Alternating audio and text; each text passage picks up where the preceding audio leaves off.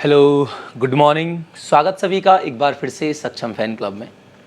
अंततः आयोग जो है युद्ध स्तर पर इस पेपर की तैयारी में है और बिल्कुल भी इसके लिए ज़्यादा कुछ सोचा नहीं आयोग ने। सभी लोगों ने, सभी संगठनों ने अपने अपने तरीके से जो है आयोग को सूचित किया आप लोगों की परेशानियों से, जो लोग आपका अक्सर हकीकत में धरातल पर उन क्षेत्रों से जूझ रहे हैं। हमने भी ईमेल्स वगैरह के माध्यम से आयोग को सूचित करने की कोशिश करी, बट बहुत सारी चीज़ें ऐसी होती हैं कि ठीक है, शायद आयोग को लगा कि ना, है ना। अब देखो, जगह जगह पर जेसीबी वगैरह आप लोगों के लिए सारी व्यवस्था, एक जैसे ऐसा लगा ना कि भाई युद्ध है, बस करना है, ठीक है। तो इस तरीके से ये पेपर है। उम्मीद है आप लोगों की तैयारी भी उसी स्तर की होगी, ठीक है ना। अब यहाँ पर थोड़ा सा देखो, अभी तक आपने जो भी पढ़ा सब अच्छा पढ़ा होगा, जो भी आपने रिवीजन किया बहुत अच्छे से आपने रिवीजन कर दिया होगा। कुछ पॉइंट्स आते हैं पेपर के बाद निकल के, जब हम पूछते हैं किसी से कि भाई पेपर कैसे रहा, तो अलग अलग टाइप्स ऑफ स्टूडेंट्स होता है कि कोई बोलता है कुछ, कोई कुछ, कोई कुछ। तो इस तरीके से जो गलतियां होती हैं उनके आधार पर, तो उनके बारे में थोड़ा सा आपको यहाँ पर एक सचेत करने आया हूँ कि भाई एग्ज़ाम हॉल में क्या क्या गलतियाँ हो सकती हैं, ठीक है। परीक्षा का दिन हमारे लिए जीवन में ऐसा होता है कि भयंकर, मतलब कि भाई आज है जो है, एक होता है उस परीक्षार्थी के लिए जिसका पहला पेपर है, उसको लगता है कि बस निकल जाएगा, ठीक है। और एक होता है आपका जो काफ़ी समय से तैयारी वगैरह पे हैं, तो उनके लिए भी बहुत प्रेशर भरा होता है यार कि कैसा होगा, क्या होगा। तो बहुत, अब वैसे तो देखो परीक्षा है, तो नौकरी के लिए परीक्षा तो सभी के लिए महत्वपूर्ण है, ठीक है। यहाँ पर उस दिन सारे देवी देवता भी याद आ जाते हैं आप लोगों को, ठीक है। कि कहीं पर आपका किसी भगवान को याद करना हो, रास्ते में उस दिन पता चलता बल्कि मंदिर कितने हैं, है ना। चलते चलते मैंने बताया ना आप लोगों को, जो लोग ऑफलाइन क्लासेस वगैरह में रहते हैं, तो मैं हमेशा इन चीज़ों को आपको बताते तो कि जैसे आप जा रहे हो पेपर देने, किसी का गेट खुला, कोई आंटी झाड़ू पोछा कर रही है और अंदर तुलसी माता का पौधा दिख गया, तो वहाँ भी आप हाथ जोड़ देते हो, बस तुलसी माता, आपका कोई संबंध ही नहीं तुलसी माता, उनकी तुलसी माता से, लेकिन वहाँ भी आज हाथ जोड़ के बस आज हो जाए, ठीक है। तो अच्छा है कि आप कम से कम उस दिन भगवान जी को याद कर रहे हो, है ना। बट यहाँ पर कुछ पॉइंट्स आते हैं मिलके, जो जिनके बारे में आपको बात कर रहा हूँ, ठीक है। देखो, सबसे पहले मेरे पास एक पॉइंट यहाँ पर आता है बहुत सारे लोगों का कि सर पेपर बहुत बढ़िया था। पेपर तो बढ़िया ही रहता है वैसे भी, कि पेपर बहुत बढ़िया था और जो है गोले गलत हो गए, ऊपर नीचे हो गए। उस चीज़ के लिए देखो भाई, मैं कहूँगा, मैंने हमेशा पहले भी कहा है कि अगर एक व्यक्ति लगातार उसके हर पेपर में गोले गलत हो रहे हैं, तो ये बेवकूफ़ी है। इसका मतलब वो सीधे सीधे झूठ बोल रहा है, वो उन चीज़ों से बचना चाहता है, ठीक है। ये चीज़ बहाना भी हो सकती है और कुछ लोगों की हकीकत भी हो सकती है कि एक पेपर में हो जाती हैं ये चीज़ें। उस चीज़ से बचने के लिए वैसे तो नॉर्मली वही प्रणाली अपनाओ जो आप डेली अपनाते हो, लेकिन अगर लगातार ऐसा हो रहा है तो आप ये कर सकते हो कि आप पहले पेपर उठाओ और एक तरफ ओएमआर रखो, जो क्वेश्चन आपको पहले आया उसका सीधे गोला भरो, पेपर पे टिक नहीं मारो। ये मत सोचो कि एक बार पेपर सोल्व कर दूं उसके बाद आपका क्या करें, फिर गोले भरेंगे ना। वहाँ पर कभी कभार आप एक साइड से आते ना, ए का ये, बी का ये, 3 का ये, उस चक्कर में कभी कभार क्या हो जाता है कि आपने क्वेश्चन छोड़ा है लेकिन आप ओएमआर पे नहीं छोड़ते हो, फिर वहाँ पे वो गलत गलत हो जाता है, ठीक है। ये प्रैक्टिकली जो बात है उनकी बात कर रहा हूँ। तो एक तो ये कर दीजिए कि जो क्वेश्चन आ रहा है उसको सीधे गोला भरो, बाकी जो नहीं आ रहा उसको बाद में ओएमआर में चेक करके देखो कि गोला किसका नहीं भरा है, क्या करना है, ठीक है। दूसरा पॉइंट हमारे पास आता है कि भाई सर पेपर तो बहुत बढ़िया था लेकिन टाइम नहीं मिला। ये अक्सर होता है उन लोगों के साथ जो लोग नए नए पेपर में आते हैं, यानी एक आध पेपर हमने दिए हैं या पहला पेपर है, तो अक्सर ये चीज़ आपको वहाँ पर मिल जाती है। लेकिन जिन्होंने बहुत सारे पेपर दिए थे भाई, तो 1.5 घंटे में पेपर हो जाता है, ठीक है। लेकिन अक्सर जो लोग नए नए होते हैं शुरुआती उसमें तैयारी में, तो वहाँ पर हम सोच समझ के पेपर को करने की कोशिश करते हैं और हमारा टाइम चला जाता है, हम पूरे गोले अटेम्प्ट नहीं कर पाते। इस चीज़ के लिए मैं आपको एक चीज़ बताऊं कि कई सारी जगह मैंने प्रैक्टिस सेट वगैरह में देखा यहाँ पर कि लोग क्या करते हैं, बहुत सारे कि पहले रीजनिंग करते हैं, ठीक है। लेकिन वहाँ पर दिक्कत पता क्या होती है कि अगर आप पहले रीजनिंग के पोर्शन पे जा रहे हो, अगर आपका बहुत ही अच्छा पोर्शन है रीजनिंग, तो आप निस्संदेह जाओ। कभी कभार ये होता है कि हम एक क्वेश्चन पे फंस जाते हैं। एक क्वेश्चन माना मैंने पहला मेथड लगाया, मुझे पता कि ये हो जाएगा मेरे से, लेकिन मैंने पहला मेथड लगाया तो नहीं हुआ। अरे अब दिमाग थोड़ा सा ब्लॉक सा हो जाता, बंद सा होने लगता है, क्या ना ये तो होना चाहिए था, ये नहीं हो रहा है, ऐसे कैसे हो सकता है, आज पेपर है मेरा, शायद दिन नहीं है आज। ये सब चीज़ें नेगेटिविटी आ जाती है और माइंड ब्लॉक हो जाता है। तो सबसे पहले कोशिश ये करें कि बाकी पोर्शन देखें जो आपको ज़्यादा समय नहीं लेगा। एक क्वेश्चन को शुरुआती फर्स्ट अटेम्प्ट में आपको ज़्यादा समय नहीं लेना है, पढ़ते ही आपको क्वेश्चन सही से पढ़ना है, ठीक है। पढ़ते ही आपको पता होना चाहिए कि भाई हाँ ठीक है, इसका मुझे आ रहा है तो ठीक है, ऑप्शन में देख के गोला भर दो। और कम से कम फिर से वही पहले वाली प्रणाली अपनाओ कि जो क्वेश्चन हो रहा है उसका सीधे गोला भरो, उसको ज़्यादा समय नहीं दो।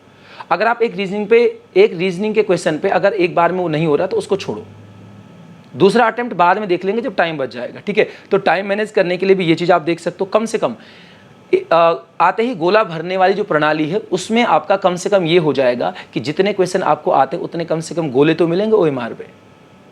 अगर आप लास्ट में भरने जाओगे और तब तक छीन ली गई आपसे OMR, तो तब क्या करोगे बताओ? तो वहाँ पर एक चीज़ ये हो जाती है। ठीक है, तीसरी चीज़ आपके पास आती है, सर पता नहीं क्या हो जाता है पेपर में। पढ़ते तो बहुत हैं, बहुत अच्छा मुझे लगता है कि मुझे आता भी है, मेरी तैयारी भी बहुत अच्छी है, बहुत अच्छा रिवीजन भी है, लेकिन पेपर में जाते ही पता नहीं क्या हो जाता है।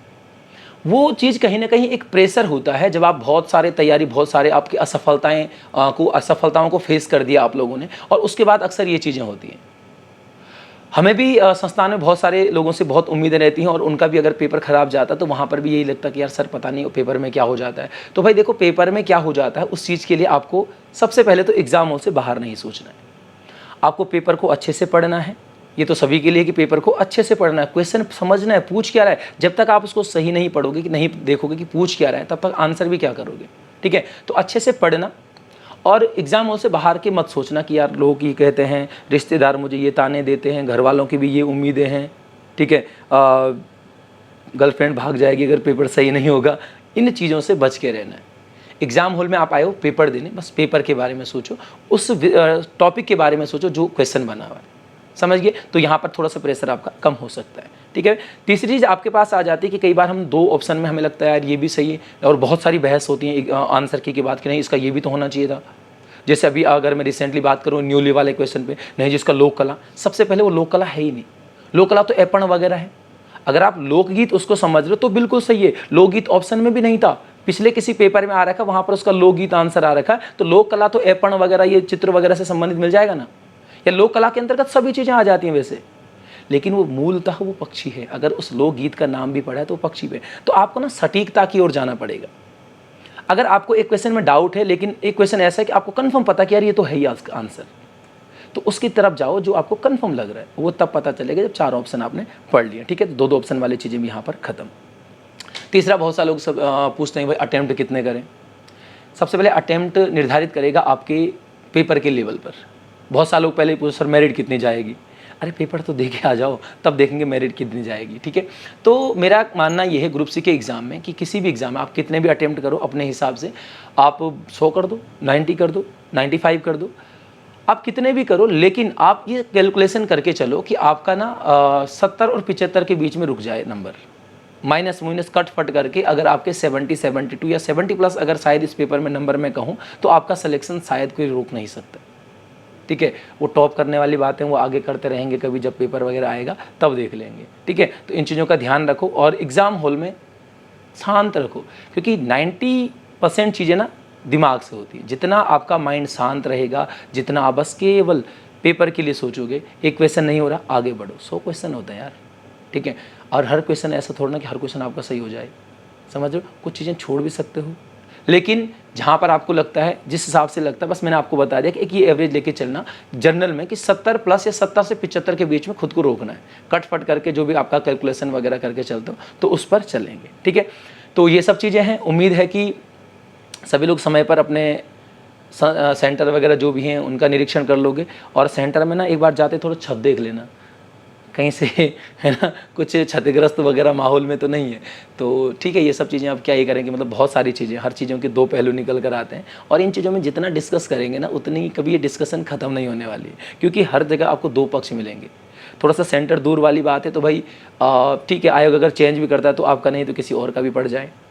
अगर आप किसी सेंटर को भर रहे हो, जैसे माना किसी ने देहरादून सेंटर भरा, तो आपको सेंटर जब फॉर्म भर रहे हो तो उस समय तैयार होना चाहिए ऋषिकेश से लेकर आपका विकास नगर कालसी तक जाने के लिए। देहरादून का मतलब ये नहीं होगा कि आपका सेंटर घंटाघर में पड़ जाए या सबका सेंटर घंटाघर में पड़ जाए, समझ रहे हो ना। तो इन चीज़ों ये तो होंगी ही होंगी, आपके साथ नहीं तो किसी और के साथ। तो मैंने वही कहा ना कि दो पहलू होंगे, आप नहीं तो कोई और, इस तरीके से कोई ना कोई तो किसी पक्ष में रहेगा ही रहेगा। ठीक है, तो सकारात्मक सोच के जाएँ और ये सोच के जाएँ कि जो होगा अच्छा होगा, आपकी तैयारी अपने पे भरोसा रखें। ठीक है, और सभी को मेरी तरफ से, पूरे संस्थान की तरफ से, सक्षम अकादमी की तरफ से बहुत बहुत शुभकामनाएं कल की परीक्षा के लिए। उम्मीद है आप सभी का सिलेक्शन होगा, सभी को बहुत बहुत शुभकामनाएं। Good luck.